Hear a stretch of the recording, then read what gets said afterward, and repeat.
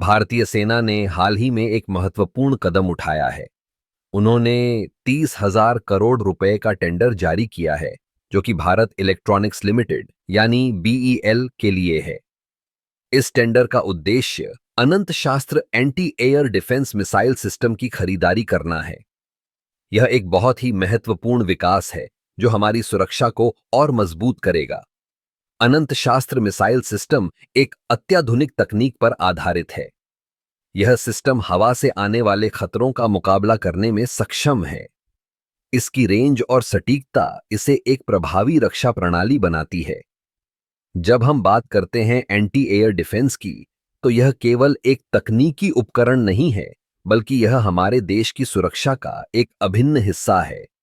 इस टेंडर के माध्यम से भारतीय सेना अपने रक्षा तंत्र को और अधिक सक्षम बनाने की दिशा में एक बड़ा कदम उठा रही है।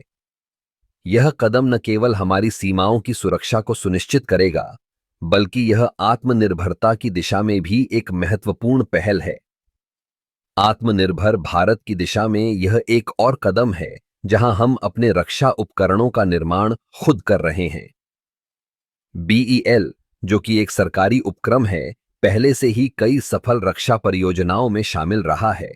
उनकी तकनीकी विशेषज्ञता और अनुभव इस परियोजना को सफल बनाने में महत्वपूर्ण भूमिका निभाएंगे।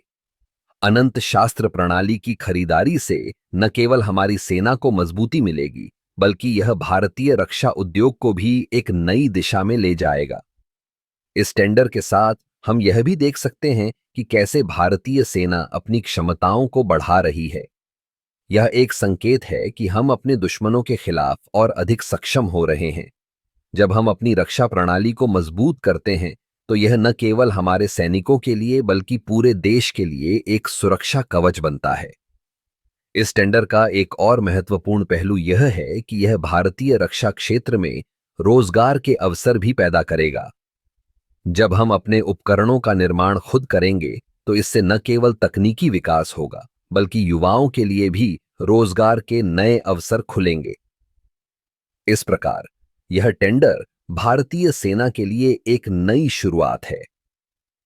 अनंत शास्त्र anti air defence missile system की खरीदारी से हम अपनी सुरक्षा को और अधिक मजबूत बना सकते हैं। यह एक ऐसा कदम है जो न केवल आज के लिए बल्कि भविष्य के लिए भी महत्वपूर्ण है।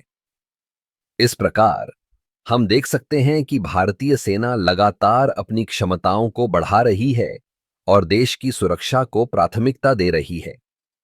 यह एक ऐसा समय है जब हमें अपने रक्षा तंत्र पर गर्व होना चाहिए और यह समझना चाहिए कि हमारी सुरक्षा केवल एक जिम्मेदारी नहीं,